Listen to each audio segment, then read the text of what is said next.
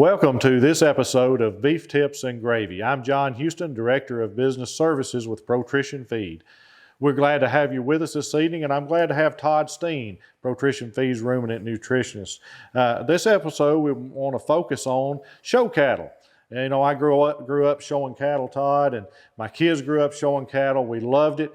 But, you know, all of us show jocks, I would say, we want to know what to feed to give us that little bit of edge. How do we do that? You know, so my first question to you, Todd, is can we outfeed genetics? Bottom line is genetics drive the boat, because that is the roadmap to what the animal is going to do, how the animal is going to grow, and what the animal is going to look like after he grows out. So you cannot outfeed genetics. Can we help that along to try to help express its genetic capacity? Absolutely we can. But genetics will tell you and define what the end product is going to be. Absolutely, and I couldn't agree more. But let's talk about, in two different segments here, let's talk about the heifers first. So we've got these heifers that we want to show, be it in the 4-H FFA shows or maybe even in open shows. Maybe even we want to step up a little bit and go to Houston or go to Denver or whatever. How do we start those heifers? Both from the supplement standpoint and the forage standpoint. What would you see there from just on average, what should we be doing? First place to start with is forage. That's always the place. We are talking about a ruminant animal here, so forage will always be the best case. So having the forage content or the forage portion of the diet that is the highest digestibility is going to be the best play. So the best thing to do is test your forages so you kind of know where you are. And we're going to want to know, is that fiber that we're going to be providing, is it going to be digestible? Remember now, with the heifer, we don't really want her to get too fat. We want to have some good cover, we want to have some good condition on her, but we want that to represent the functionality of that beef female.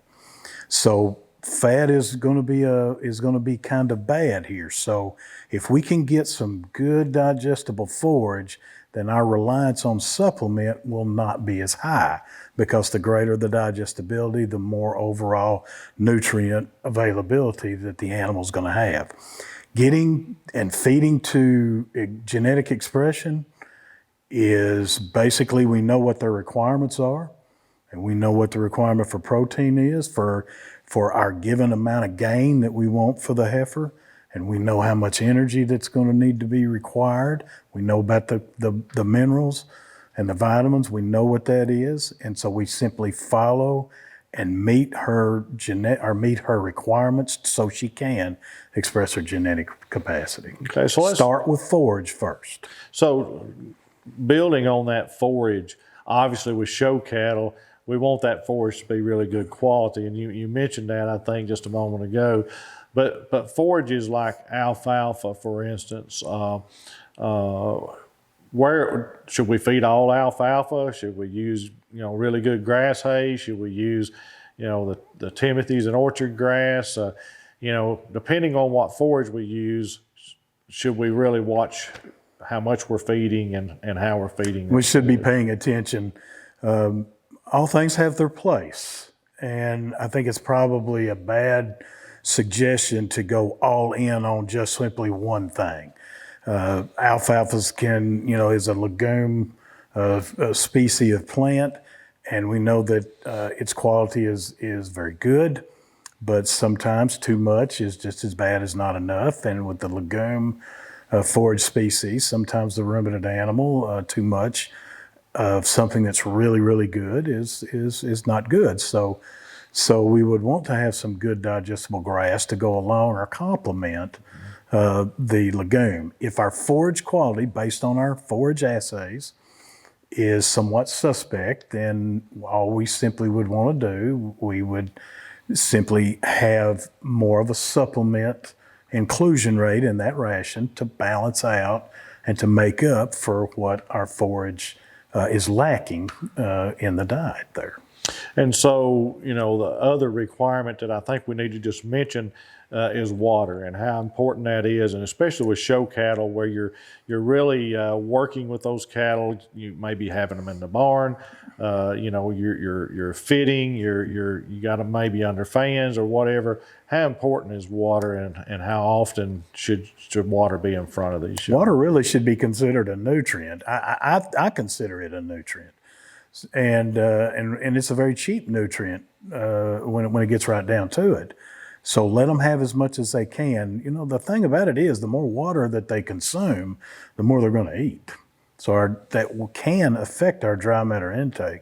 And the better we can get our animals to consume their feed, the more performance is going to be there. So water is very important. Keep it clean. Keep the best possible quality of water in front of them at all times. So Todd, let's shift gears now. Let's talk about, we got a steer, and we're gonna feed this steer. And I know we've done an episode on finishing cattle, and but with show steers, we're a lot the same but a lot different. So a lot of it is the same but different. So tell me how you would start with a show calf that's going to be a terminal calf. It's a good confounding term, same but different, isn't it? You want that steer, that show steer that's finished. You want him to show that good muscling.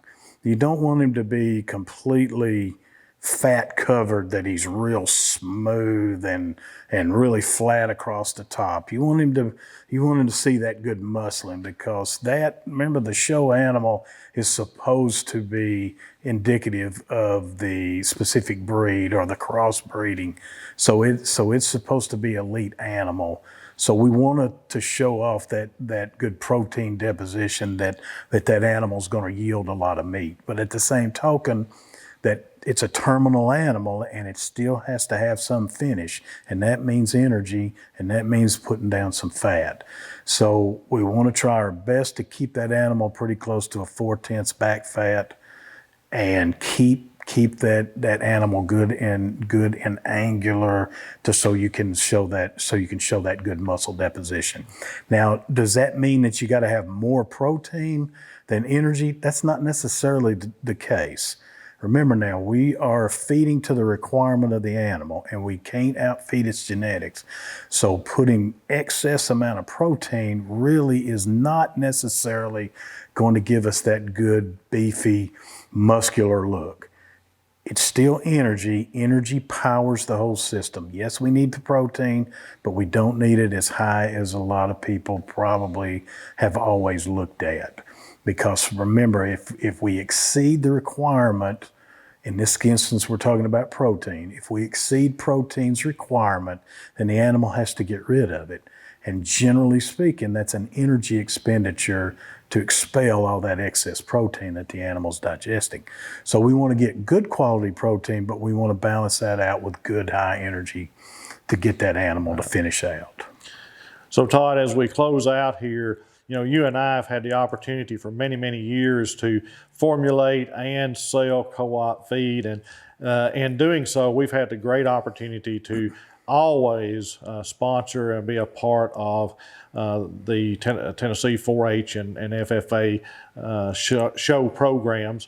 And we're very proud to do that, and proud sponsors of those organizations, and look forward to those folks doing well in our shows this year.